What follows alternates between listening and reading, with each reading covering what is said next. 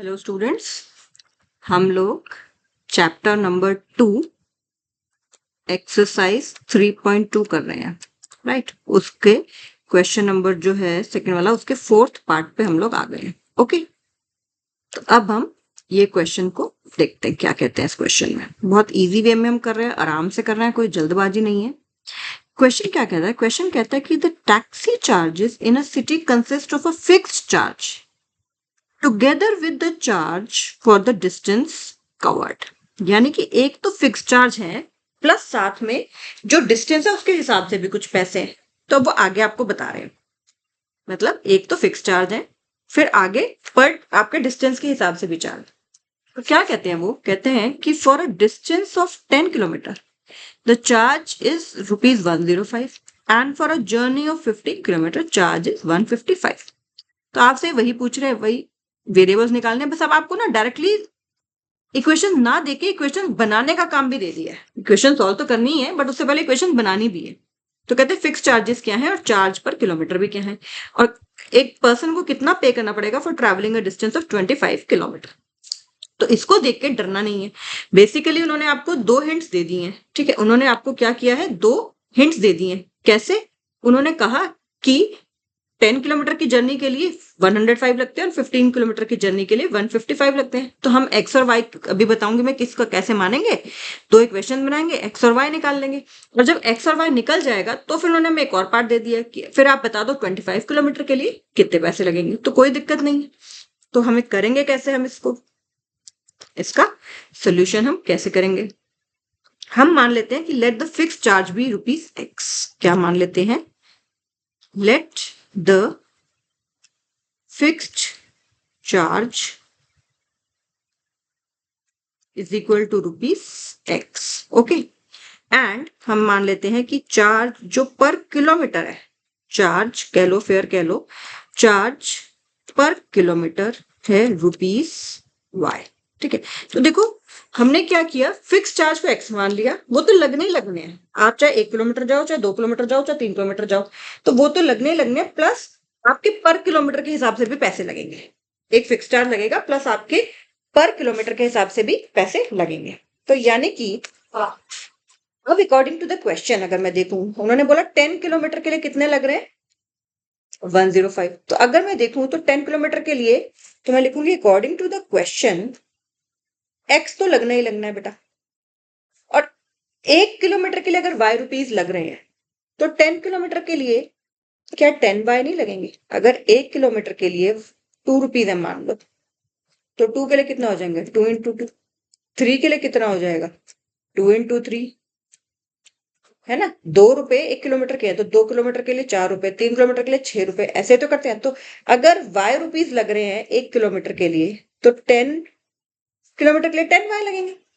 हमें यहाँ पे वाई नहीं पता कितना है, वही हमें निकालना है कि कितने रुपए पर किलोमीटर लग रहे हैं। तो हमें ये नहीं पता कि कितने हैं, लेकिन हमने मान लिया वाई हैं, तो 1 किलोमीटर के लिए वाई लग रहे हैं तो 10 किलोमीटर के लिए 10 वाई लगेंगे। और ये टोटल पैसा मिला के वो उनको कितना देना पड़ रहा है अभी जो क्वेश्चन में उन्होंने बोला है? 105। Equation number 1। फिर उन्होंने क्या बोला कि 15 किलोमीटर की जर्नी के लिए, फिर उन्होंने क्या बोला कि 15 किलोमीटर की जर्नी के लिए उसको 155 देने पड़ रहे हैं। तो यानी कि दूसरी इक्वेशन क्या बन जाएगी? एक्स तो लगेगा ही लगेगा, 15 किलोमीटर के लिए इतने पैसे देने पड़ेंगे। अगर 1 किलोमीटर के लिए वाई रुपीज देने हैं तो 15 किलोमीटर के लिए 15 वाई, और वो मिला के वो टोटल रुपीज दे कितने रहे हैं? 155। इक्वेशन मिल गई हमें दो, हमें दो इक्वेशन मिल गई। अब हम किसी एक इक्वेशन से वैल्यू निकाल देते हैं। फ्रॉम वन इक्वेशन निकालो, from equation number 1 substitution method करना है ना, क्योंकि फ्रॉम इक्वेशन 1 x की वैल्यू क्या 105 माइनस 10y नहीं आ जाएगी? आ जाएगी इस वाली इक्वेशन से। x को लेफ्ट में छोड़ दिया, 10y को उधर जाके माइनस कर दिया, और इसको हम कौन सी इक्वेशन नंबर दे देंगे? इसको हम इक्वेशन नंबर दे देते हैं 3। अब हमने ये 1 से वैल्यू निकाली थी, तो हम पुट किस में करेंगे ये वैल्यू x की? Put this value of x in equation number 2। हमने इक्वेशन नंबर 1 से वैल्यू निकाली है तो इसको इक्वेशन नंबर 2 में डाल देंगे। जैसे मैं आपको बार बार बता रही हूँ, पर्पस क्या है? पर्पस है कि दो वेरिएबल की को रिड्यूस करके एक वेरिएबल मिले है। तो अब हम इस इक्वेशन में इसको, सेकेंड इक्वेशन में हम इसको पुट कर देंगे।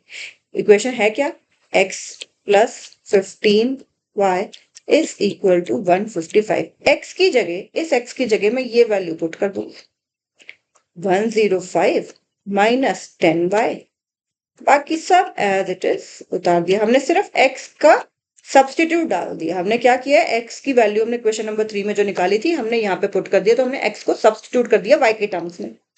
अब बस अब आपको क्या करना है, तो आपको कैलकुलेशन करनी है।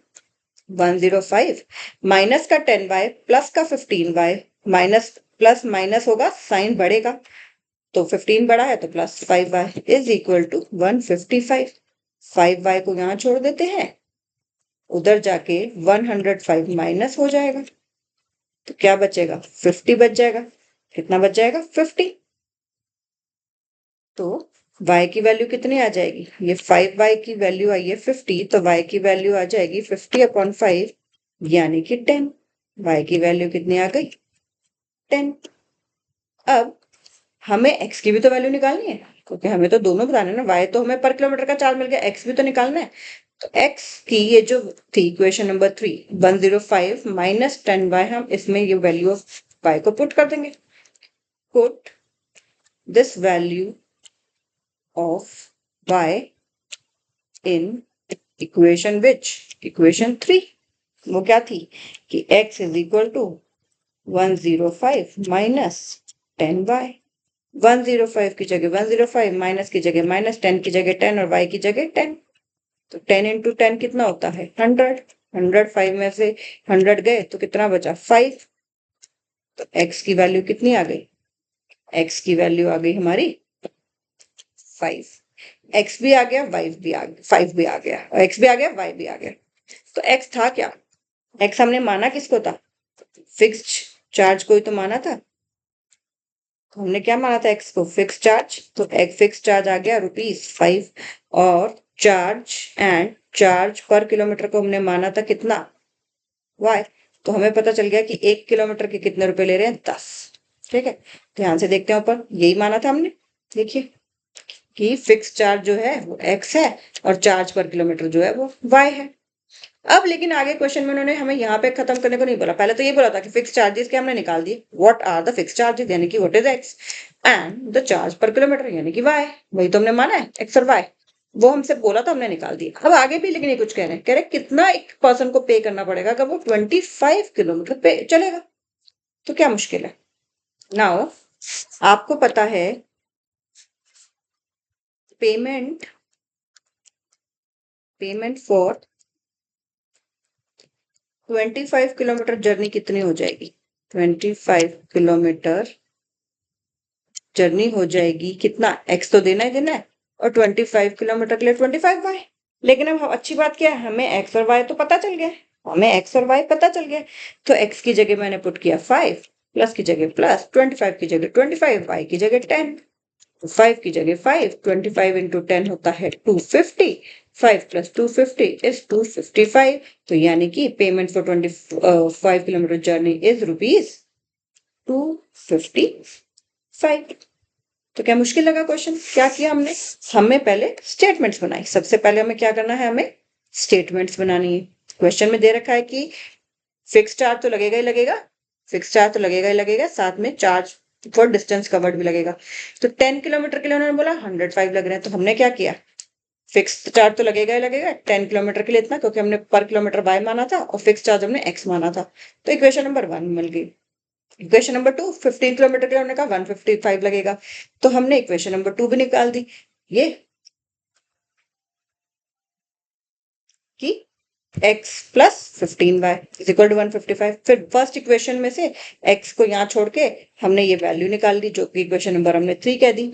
इस इक्वेशन को फिर दूसरी जो इक्वेशन बची उसमें हमने इसको पुट कर दिया, और हमारे पास y की वैल्यू आ गई, जैसे हम अभी तक सारे क्वेश्चन में करते आए हैं। जब y की वैल्यू आ गई, फिर थर्ड में जिसमें हमें x की वैल्यू जहां से हमने निकाली थी हमने उसमें पुट करी, और हमारे पास x की वैल्यू भी आ गई। फिर अगले पार्ट में उन्होंने बोला था कि अब 25 किलोमीटर की जर्नी के लिए भी बता दीजिए कितना लगेगा, तो वो भी हमने फिर बता दिया।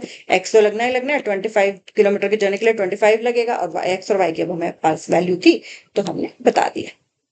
अब अगला क्वेश्चन क्या कहते हैं, फिफ्थ पार्ट, की अ फ्रैक्शन बिकम्स 9/11, एक फ्रैक्शन है जो कि 9/11 हो जाती है इफ, कब, if 2 is added to both the numerator and the denominator. पहली इक्वेशन इससे बनेगी, अब दिखाते हैं कैसे बनेगी। If 3 is added to both the numerator and the denominator it becomes 5/6। तो फाइंड द फ्रैक्शन। तो इस क्वेश्चन को, ऐसे क्वेश्चन को देख के घबराना नहीं है कि भैया ये क्या कहानी हो गई, कुछ भी नहीं करना हमें। हमने न्यूमरेटर और डिनोमिनेटर को मान लेना है। फ्रैक्शन बनाने के लिए आपके पास एक न्यूमरेटर होना चाहिए, एक डिनोमिनेटर होना चाहिए। तो let the numerator is equal to x and let the denominator, numerator होता है ऊपर वाला, डिनोमिनेटर होता है नीचे वाला, and let the denominator be equal to y। तो देयरफॉर आपकी फ्रैक्शन क्या हो जाएगी, देयरफॉर आपकी फ्रैक्शन क्या हो जाएगी, x अपॉन y। ठीक है, ये हो गई आपकी ओरिजिनल फ्रैक्शन। एक तरह से हमें यही निकालनी है, फाइंड द फ्रैक्शन बोला ना। अब उन्होंने हिंट्स क्या दिए जिससे हम अपनी इक्वेशन बनाएंगे। पहली हिंट उन्होंने दी है कि अगर 2 ऐड कर दो दोनों में तो फ्रैक्शन ये हो जाती है। अगर 2 ऐड कर दो दोनों में तो फ्रैक्शन ये हो जाती है, न्यूमरेटर में भी डिनोमिनेटर में भी। यानी कि अकॉर्डिंग टू द क्वेश्चन, अगर मैं ये कर दूं और ये कर दूं, दोनों में 2 ऐड कर दिया, तो फ्रैक्शन उन्होंने कितनी कही, कितनी हो गई, 9/11। अब ये सब आपने सीखा हुआ है, क्रॉस मल्टीप्लिकेशन कैसे करते हैं इस क्लास में, क्योंकि अभी प्रॉपर इक्वेशन, लीनियर इक्वेशन की फॉर्म में नहीं है ना, ax plus B Y equal plus C equal to 0, ax plus B Y equal to C, कुछ इस तरह से स्टैंडर्ड फॉर्म में नहीं है। तो हम पहले इसको स्टैंडर्ड फॉर्म में बना लेते हैं, क्रॉस मल्टीप्लाई कर देते हैं।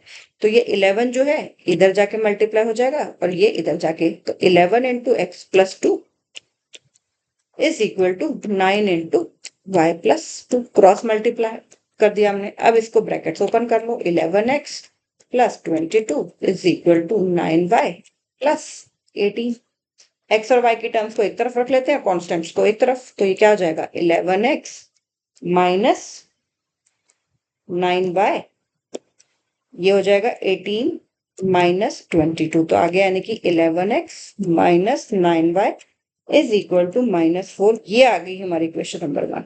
तो जो हमने कहानी कही कि न्यूमरेटर में 2 प्लस कर दिया और डिनोमिनेटर में 2 प्लस कर दिया तो फ्रैक्शन 9/11 बन रही है, बस ये हमें उन्होंने बता दिया। हमने क्रॉस मल्टीप्लाई कर दिया, ये 11 जो है ये पूरा x प्लस 2 के साथ मल्टीप्लाई हो जाएगा, ये जो 9 है ये पूरा y प्लस 2 के साथ मल्टीप्लाई हो जाएगा, इसलिए हमने ब्रैकेट्स लगाई है यहाँ पे।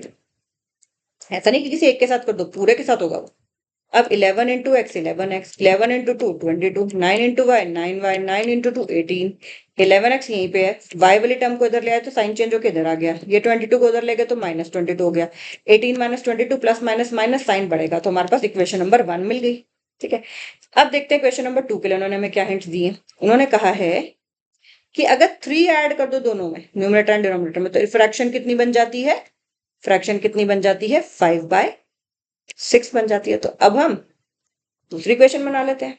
अकॉर्डिंग टू द क्वेश्चन आपको पता है कि दोनों में अगर कर दिया 3 ऐड तो वो कितना हो रहा है, 5/6। अभी इसको इक्वेशन नंबर 2 नहीं मानेंगे, पहले इसकी इक्वेशन बनाएंगे। तो जैसे अभी बनाई थी वैसे ही इसमें क्रॉस मल्टीप्लाई करेंगे। तो 6 पूरे x प्लस 3 से मल्टीप्लाई होगा और 5 जो है पूरे y प्लस 3 से मल्टीप्लाई होगा, है ना।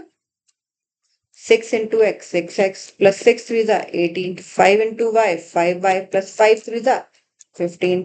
x की टर्म तो इधर ही है, y की टर्म इधर लेके आएंगे, साइन चेंज, 15 उधर ही है, प्लस का 18 उधर जाएगा तो माइनस का 15। तो ये कितना आ जाएगा, 6x minus 5y is equal to -3, is equal to -3।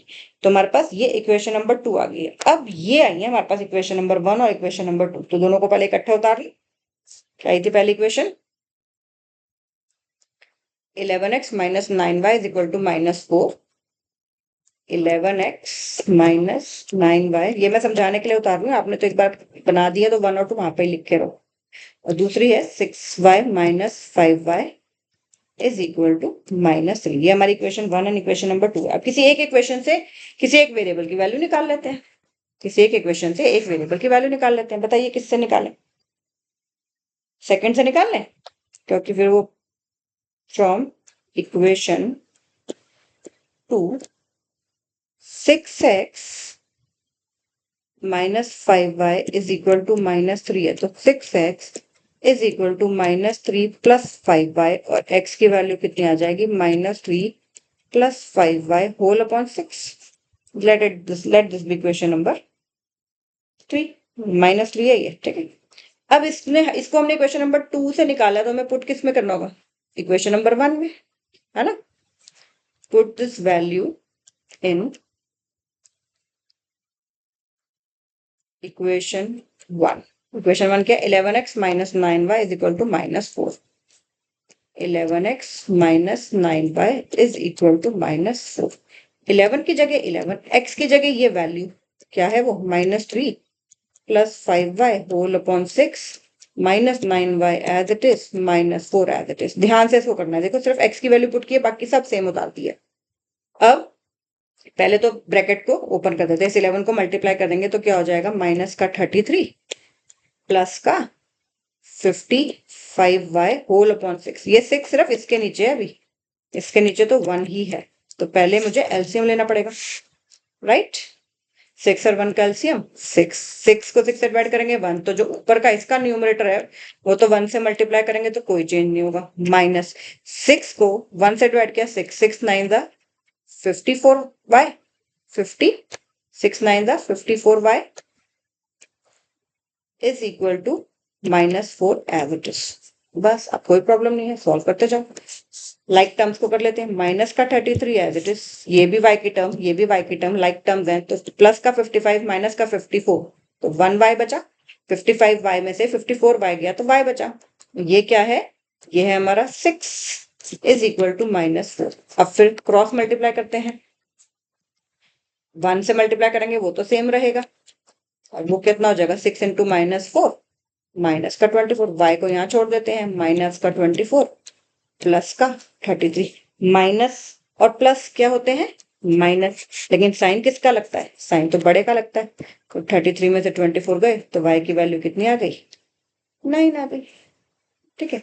लेकिन ये तो 9 आया खाली, तो अब जो हमारी इक्वेशन नंबर 3 थी, जहां पे हमने x की ये वैल्यू निकाली थी, अब इसमें हम पुट कर देंगे y की वैल्यू फ्रॉम इक्वेशन नंबर 3। अब हम क्या लिखेंगे, put this value of y,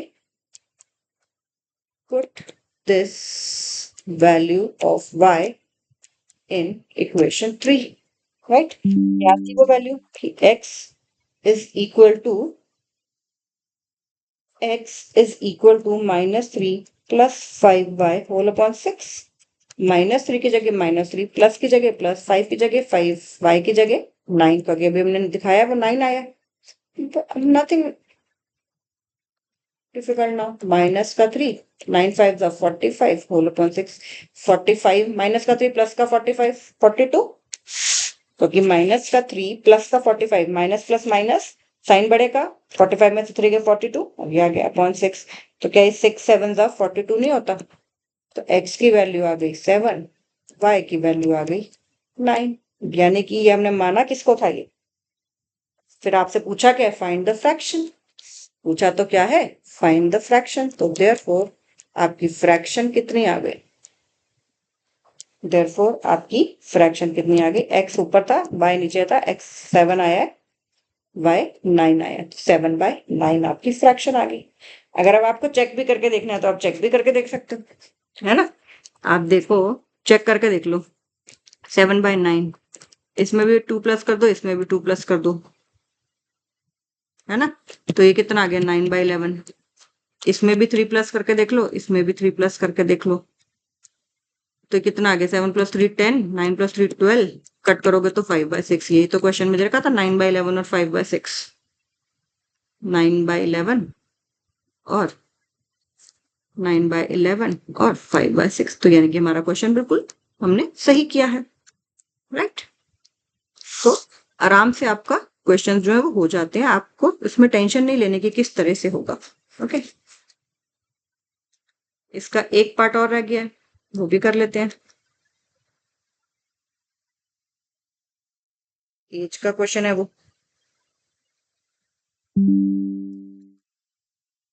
इसमें क्या कहते हैं, इस क्वेश्चन में वो कहते हैं कि 5 years hence 5 years hence यानी कि 5 साल के बाद जो एज है जेकब की 3 टाइम्स हो जाएगी उसके बेटे की एज से। 5 साल के बाद की बात कर रहे हैं, 3 टाइम्स हो जाएगी जेकब की एज अपने बेटे की उस समय की एज से। और 5 years अगो 5 साल पहले जेकब की एज 7 टाइम्स से उसके बेटे से। तो उनकी प्रेजेंट एजेस क्या है? तो ऐसे क्वेश्चन में हमेशा प्रेजेंट एजेस को आपने एज्यूम कर लेना है। हम मान लेते हैं कि let the age of Jacob के सन की मैं मान लेती हूँ, जेकब सन की एज मैंने मान ली X, and let the age of Jacob, Jacob की मैंने एज मान ली से वाई, ये ईयर्स में है। अब उन्होंने बोला 5 साल के बाद वाली बात बेटा, 5 years एंड्स एज जेकब की 3 टाइम्स होगी अपने बेटे से। तो ध्यान से देखना, पहले मैं 5 साल के बाद की एजेस तो निकाल लूं। अगर कोई अभी एक्स का है तो 5 साल बाद एक्स प्लस 5 का होगा कि नहीं होगा? तो एज, यहीं पे बस कंफ्यूजन नहीं होनी। तो age of Jacob's son after 5 years कितनी हो जाएगी? अभी वो कितने का है? एक्स का है। तो बेटा 5 साल के बाद क्या वो एक्स प्लस 5 का नहीं होगा? अगर आप अभी 15 के हो तो 5 years के बाद कितने के होगे? 15 प्लस 5 10। अगर अभी आप 10 के हो तो 10 प्लस 5 15। अगर आप अभी 20 के हो तो 20 प्लस 5 25। सिंपल है ना कि 5 साल के बाद किसी की एज क्या होगी? जितनी अभी उसमें 5 ऐड कर दो। And age of Jacob after 5 years, अभी उसके फादर वाई के हैं तो 5 years के बाद वाई प्लस 5 हो गया। यहां अगर ये चीज समझ आ गई तो फिर कोई प्रॉब्लम नहीं होगी। अब देखो मैंने एक तरफ रख ली जेकब की एज और एक तरफ रख ली उसकी वाई की एज, लेकिन मुझे पता है ये दोनों इक्वल नहीं है। क्यों? क्योंकि उन्होंने क्या बोला था क्वेश्चन में कि जेकब जो है, जेकब 3 टाइम्स है अपने बेटे से। जेकब 3 टाइम्स है, ठीक है। जेकब अगर 3 टाइम्स है, जेकब वाई वाला है, जेकब का सन एक्स वाला है, ठीक है। जेकब अगर 3 टाइम्स है तो इक्वल तो नहीं है। यानी कि मान लो कि ये 39 का है, जस्ट एक रैंडम एग्जांपल दे रही हूँ, ये 13 का है। तो जेकब का फादर 3 टाइम्स हो गया, लेकिन ये इक्वल तो नहीं है ना। लेकिन अगर मुझे इक्वल बनाना है तो मेरे पास 2 ऑप्शन है, या तो मैं इसको 3 से मल्टीप्लाई कर दूं या फिर इसको 3 से डिवाइड कर दूं।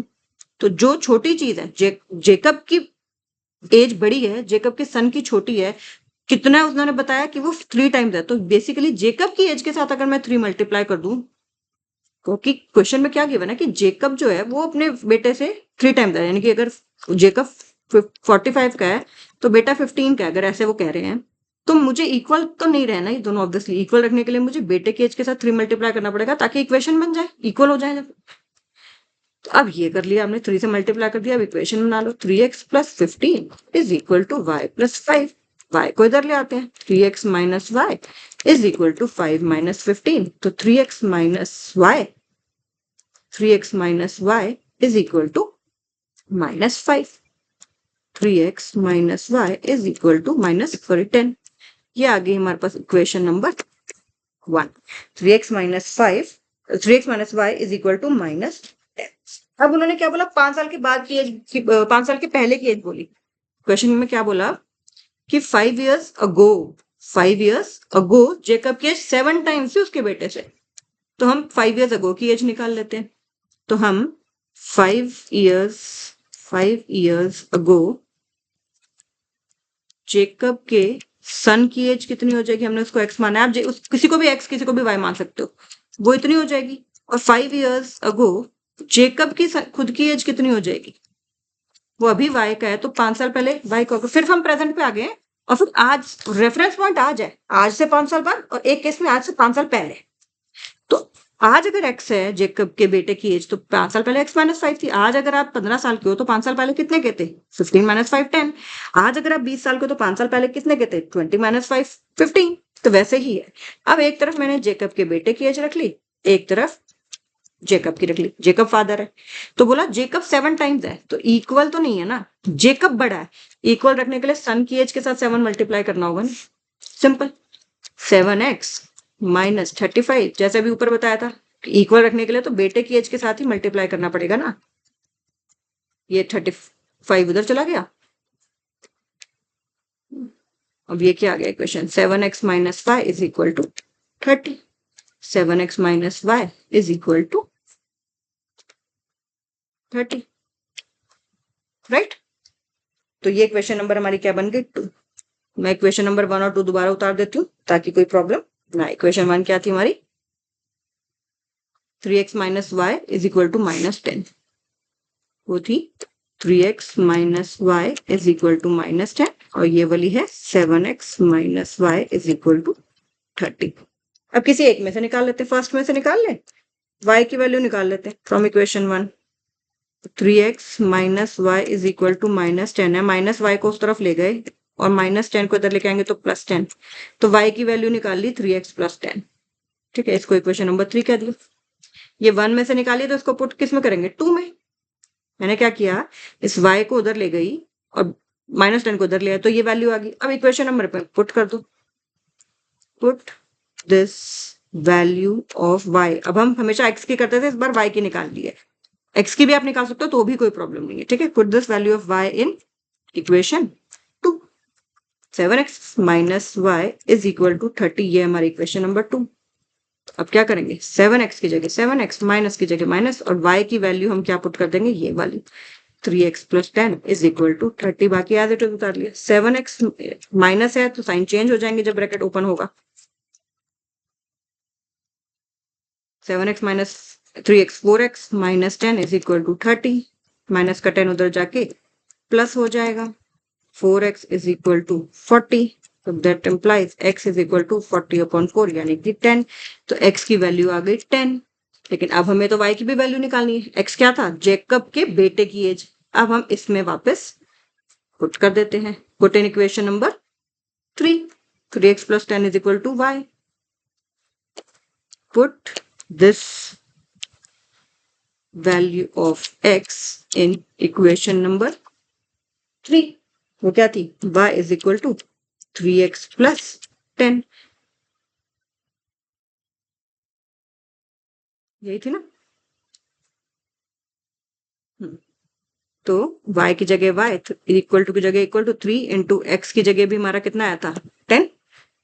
x की जगह हमारा कितना आया था, 10। 3 10 30 + 10 तो 40। तो अब ध्यान से देखो मैं क्या लिख रही हूँ। अब मैं लिख रही हूँ देयरफॉर